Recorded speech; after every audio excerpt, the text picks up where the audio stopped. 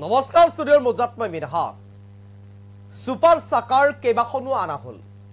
কেবা কোটি টকাও খৰচ কৰিলে তেতিয়াৰ গুৱাহাটী উন্নয়ন দপ্তৰত আছিল অশোক সিংঘাল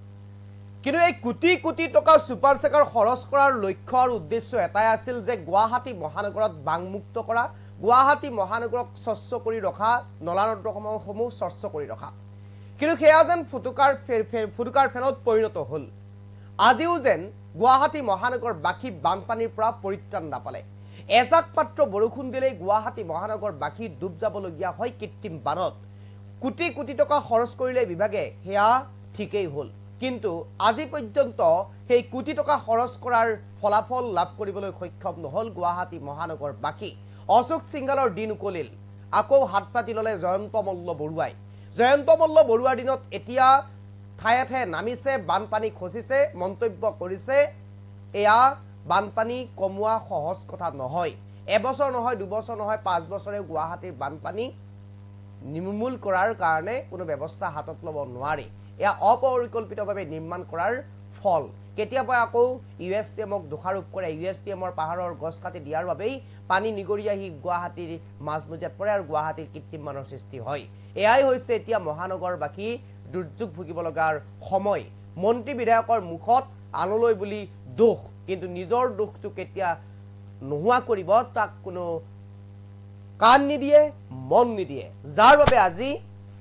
এনেদৰে গুৱাহাটী মহানগৰ বাকীয়ে বানত উপঙি থাকিবলগীয়া হৈছে কৃত্ৰিম বানত উপঙি থাকিবলগীয়া হৈছে গুৱাহাটী মহানগৰ বাকী আমি এই মুহূৰ্তত আমাৰ হাতত দৃশ্যাংশ আছে আমি দৃশ্যাংশ দেখুৱাৰ কাৰণে চেষ্টা কৰিম আমি দৃশ্যাংশ দেখুৱাইছো এনেদৰে আমি দৃশ্যাংশ দেখুৱাইছো এতিয়া এয়া গুৱাহাটী মহানগৰৰ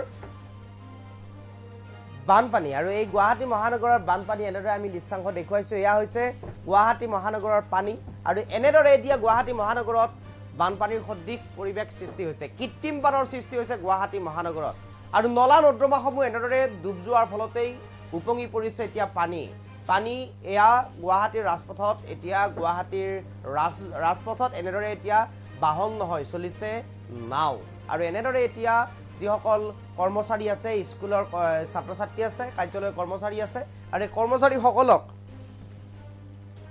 এনেদৰে এছডিআৰএফ এনডিআৰএফ বাহিনীয়ে নাৱেৰে পাৰ কৰাব লগা পৰিস্থিতি সৃষ্টি হৈছে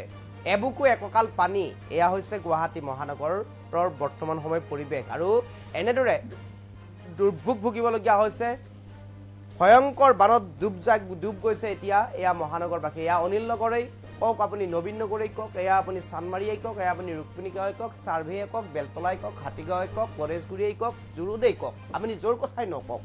সকলোতে এতিয়া বানপানী কেৱল মাত্ৰ বানপানী এনেদৰে ডুব গৈছে এতিয়া গুৱাহাটী মহানগৰ বাকী আৰু এয়া ইখন চৰকাৰ গলে সিখন চৰকাৰলৈ ঠেলে সিগৰাকী মন্ত্ৰী গলে ইগৰাকী মন্ত্ৰীলৈ ঠেলে অশোক সিংঘালৰ দিনত কিন্তু সকলো ঠিক হ'ব বুলি মন্তব্য কৰিছিল কোটি টকা খৰচ কৰা হৈছিল কেবাখনো সুপাৰ সাকাৰ ক্ৰয় কৰা হৈছিল গুৱাহাটী মহানগৰ বাকীক বানৰ পৰা পৰিত্ৰাণ দিবলৈ লাখ টকীয়া সুপাৰ সাকাৰ ক্ৰয় কৰিছিল কোটি টকাত হেয়াও ঠিকই আছিল কিন্তু বানমুক্ত আজি পৰ্যন্ত গুৱাহাটী মহানগৰবাসীক কৰিব নোৱাৰিলে আজিও গুৱাহাটী মহানগৰবাসী এজাক মাত্ৰ বৰষুণৰ বাবে এজাক মাত্ৰ বৰষুণৰ ফলত এনেদৰে বানপানী হোৱা পৰিলক্ষিত হয় আৰু গুৱাহাটী মহানগৰবাসীয়ে এতিয়া ভয় নকৰে বাঘলৈ গুৱাহাটী মহানগৰবাসীয়ে ভয় নকৰে এতিয়া জীৱ-জন্তুলৈ কেৱল মাত্ৰ এজাক বৰষুণ দিলেই ভয় কৰে গুৱাহাটী মহানগৰবাসীয়ে এয়া কৃত্ৰিম বানলৈ আৰু এয়া হৈছে গুৱাহাটী মহানগৰৰ বৰ্তমান সময়ৰ পৰিৱেশ মন্ত্ৰী যায় বিধায়ক যায় কিন্তু বাৰে বাৰে বানৰ সমস্যা সমাধান নহয় কেতিয়াবা যদি কোনোবা এখন ইনষ্টিটিউটৰ ফাললৈ ঠেলে দোষ আন কেতিয়াবা আকৌ কোনোবা এখন